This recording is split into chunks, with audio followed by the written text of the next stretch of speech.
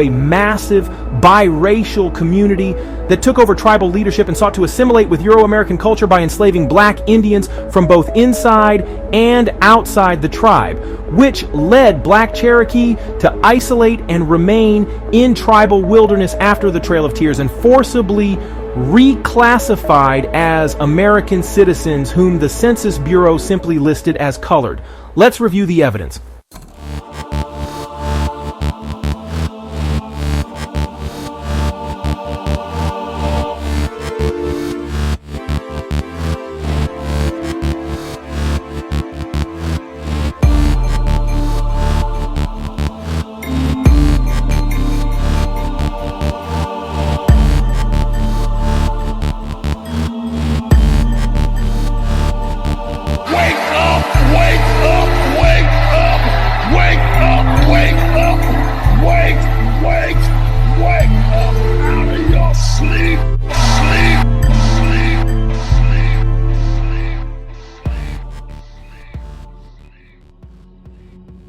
Cherokee history is incredibly complex, and the nation has made great strides in recent years to acknowledge Black Cherokee.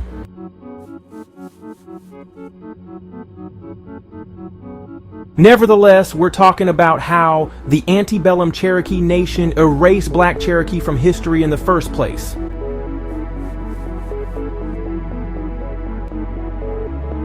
It was a convoluted process that involved the invention of Indian Freedmen through the adoption of the European social construct of race in the first place.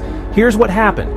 Cherokee mixed with Euro-Americans over time and grew a massive biracial community that took over tribal leadership and sought to assimilate with Euro-American culture by enslaving black Indians from both inside and outside the tribe, which led Black Cherokee to isolate and remain in tribal wilderness after the Trail of Tears and forcibly reclassified as American citizens whom the Census Bureau simply listed as colored.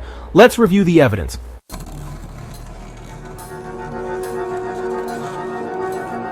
First of all, we'll take a look at the opening salvo from a Brown University study published by William G. McLaughlin and Walter H. Conser Jr.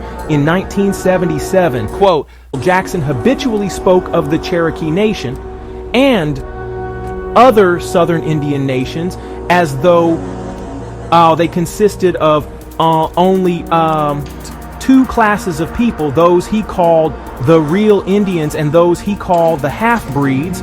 According to Lewis Cass, Jackson's second Secretary of War, the real Indians were still basically warriors and hunters.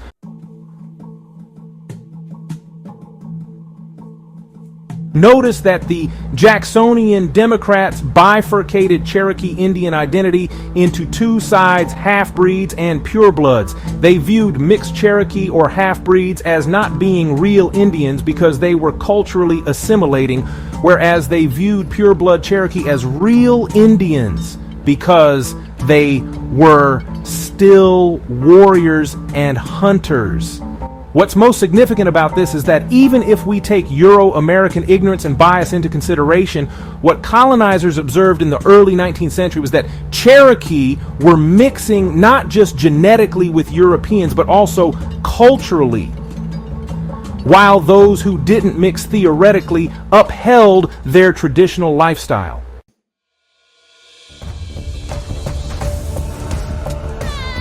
What's equally important is the fact that the mixed Cherokee were the elite aristocracy of each clan. They were the face of the tribe by this point, and they're the ones with whom the Jackson administration dealt on a regular basis. The core of Cherokee society was these mixed elites who took over tribal leadership and have perpetuated their leadership ever since. For instance, two names that went down in history as the Cherokee ambassadors to Congress in the early 1800s were John Ross and Major Ridge. They both led the Cherokee to support the United States against the Muskogee in the Creek War. And they both had completely white fathers with mixed mothers. John Ross became one of the most historically famous Cherokee principal chiefs, yet he was an octoroon. 1/8 Cherokee according to the Cherokee Phoenix. Since then, more recent principal chiefs have also had their blood quantum published. And Chiefs Bill John Baker in the 2010s and W.W. Keeler in the 1950s, 60s, and 70s were each 1/32nd Cherokee, meaning the Cherokee blood in either of them comes from a single great-great-great-grandparent. I could easily still look exactly the way I look today if one of my 32 great-great-great-grandparents was white, and absolutely no one would say I was white.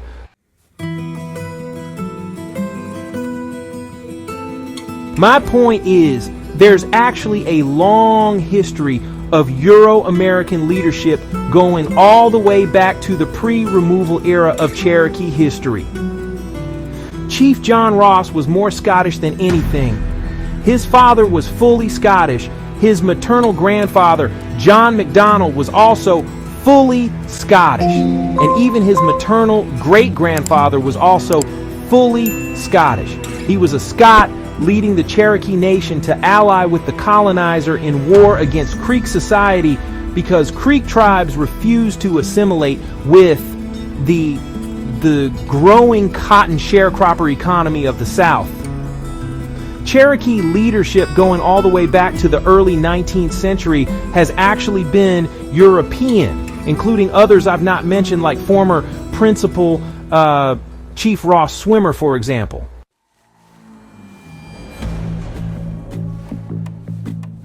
Historian Almon Wheeler Lauber published a book in 1913 called Indian Slavery in Colonial Times within the present limits of the United States, and on page 105 he explains that back in John Ross's day, Indian slaves either received no mention or were classed with Negro slaves without distinction, meaning that there was never anything distinguishing the indigenous slave from the African slave.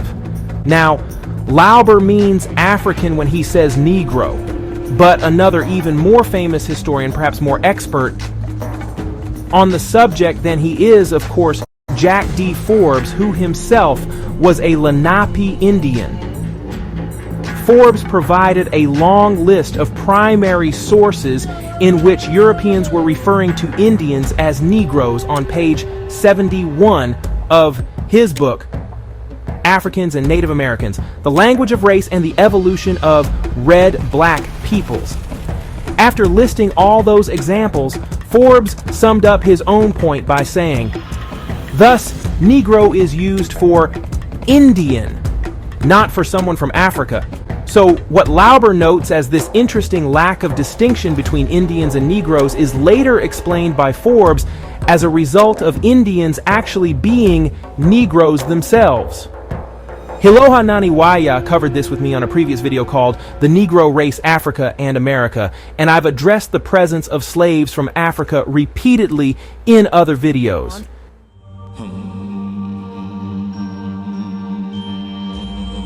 The 1810 census data has actually been used to demonstrate that about 4 out of 5 Cherokee slave owners were mixed. We know this because they proudly claimed European ancestry as a means to boost their own status in Cherokee society. An archive publication by Tony Siebert from 2004 entitled Slavery and Native Americans in British North America and the United States, 1600 to 1865, elucidates the slave ownership numbers among Cherokee in the era of John Ross and Andrew Jackson. In 1809, nearly 600 enslaved blacks lived in the Cherokee Nation. This number increased to almost 1,600 in 1835 and to around 4,000 in 1860. Cherokee populations for these dates are 12,400 in 1809, 16,400 in 1835, and 21,000 in 1860. The proportion of families that owned slaves never exceeded 10%, comparable to the percentage among white families across the South. In the 1835 census, only 8% of Cherokee households contained slaves, and only 3 Cherokee owned more than 50 slaves. So Joseph Vann had the most, owning 110. Of the 207 Cherokee listed as owning slaves, 168 or 83% owned less than 10 slaves. Of the slave-owning families, 78% claimed some white ancestry. Okay, so what does this tell us? Only the affluent 10th percentile of Cherokee owned slaves, but it also tells us that the wealthy 10% were biracial Indians. These are the mixed elites I mentioned at the beginning, and this proves that the economic center of Cherokee society at the time was actually European aristocrats with varying levels of Indian blood quantum.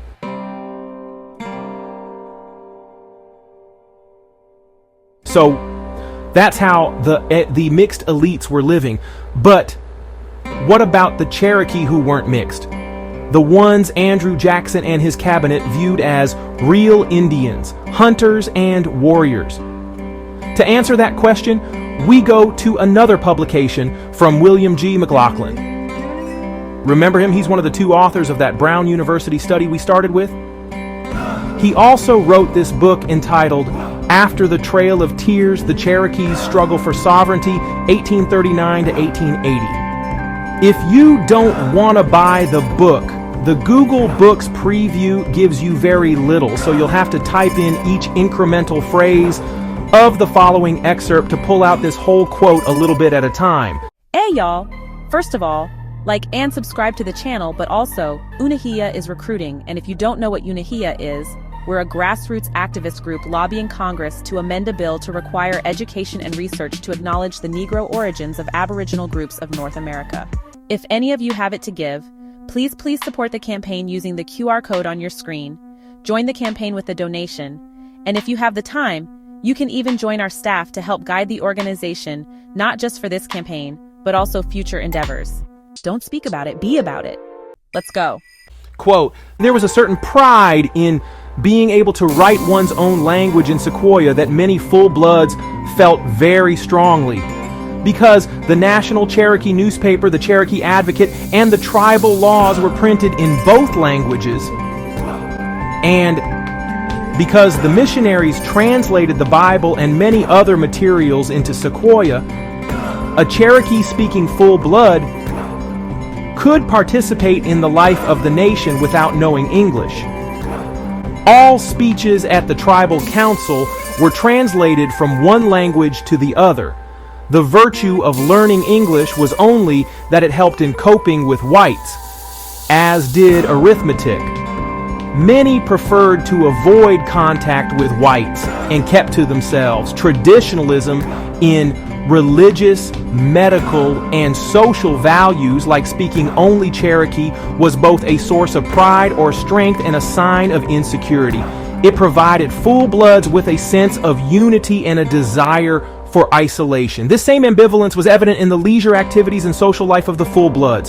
While English-speaking children were faithfully attending school, the full-blood children were often learning how to hunt bear and deer, or practicing the skills of Cherokee ball play, a traditional sport similar to lacrosse. Unlike the white-oriented mixed bloods, the full-bloods enjoyed participation in traditional festivals and dances, the green corn, the harvest dance, the New Year's fire lighting ritual, the purification ceremony or going to water, and the all-night celebrations during which the full-bloods danced around a fire singing ancient songs to the rhythm of rattles, gourds, and drums. Missionaries and white visitors to the nation often found this a sign of backwardness and paganism. Now, the rest of this excerpt ironically can be found as a citation on Wikipedia, and this is the best part, honestly. Here's the nugget. We're on page 73. While slavery was less common among full-blood Cherokee, because these people tended to live in more isolated settlements away from European American influence, both full-blood and mixed-blood Cherokee became slave owners. There's a couple takeaways here. Firstly, mixed Cherokee were the ones who accounted for most slave ownership, but more importantly, the full-blood Cherokee lived in isolated settlements throughout the wilderness of tribal land, while the mixed elites lived together in urban centers and suburban outskirts, propped up on slave labor.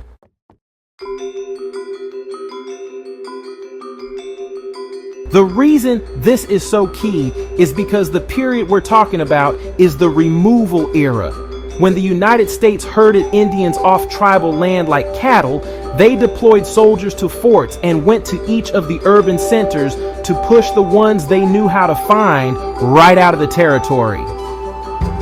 Those were the mixed elites being marched to the Mississippi, put on boats, and shipped upriver to Oklahoma. Have you ever seen a map of the Trail of Tears? The National Park Service provides an interactive map for this, and you can see the exact paths that soldiers took to round up Indians. Look at how much land isn't covered by this. That's because the routes connected military forts to Indian towns and United States towns. No routes could efficiently comb across all the wilderness where the dark-skinned, full-blood Indians lived on isolated settlements off to themselves. They didn't have anywhere near the manpower or technology to cover or survey that much square mileage, which is why most of the Indians left behind were full-blood Indians of dark complexion. And while those Indians stayed where they were, the land beneath their feet turned from Indian territory into parts of the states we now know, like Kentucky, Tennessee, Alabama, Mississippi, Georgia, Florida, the Carolinas.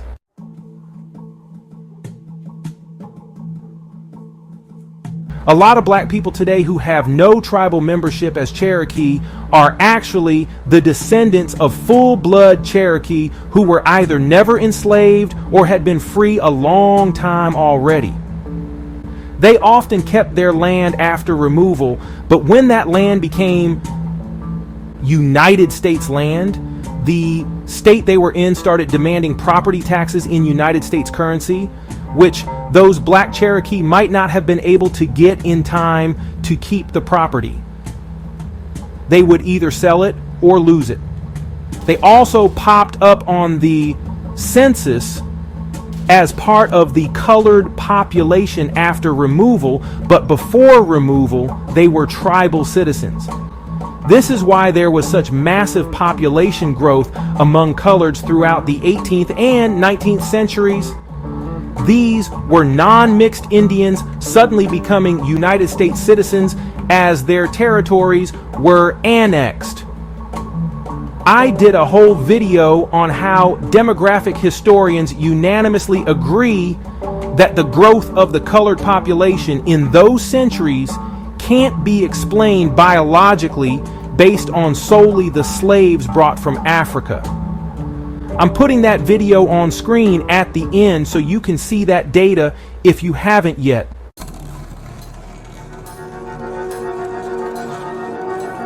Now, we can't forget that a minority of full-blood Cherokee did also get carted off to Oklahoma, and while some of them went as slaves of mixed Cherokee, many of them were actually not slaves at all. They were just ordinary tribal citizens like the mixed Cherokee were, yet the Dawes Commission deliberately labeled anyone with Negroid features as Indian Freedmen. Here's an excerpt from a 2007 Washington Post article. Setting up tents in fields and at crossroads, the census takers eyeballed and interviewed those who came before them, separating them into different categories If someone seemed to be Indian or white with Indian blood, the commission listed that person as whole or part Indian, historians say. People who the officials thought looked black were listed as freedmen, and no Indian lineage was noted according to freedmen and historians. In cases of mixed freedmen and Indian parents, Kent Carter wrote in his book, The Dawes Commission, applicants were not given credit for having any Indian blood. This is how the Cherokee Freedmen identity was fabricated based on observations of physical traits reminiscent of Africa. No one accounted for the fact that these so-called freedmen were fully indigenous, in many cases simply because there did exist a possibility for them to be of African descent. Mixed elites have since perpetuated bloodlines with more and more European blood, less and less Indian blood.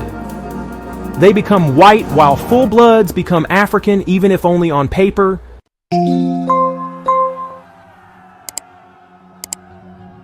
This evolution into a tribe of mixed Indians becoming white with black Indians becoming African wasn't just a Cherokee thing, by the way.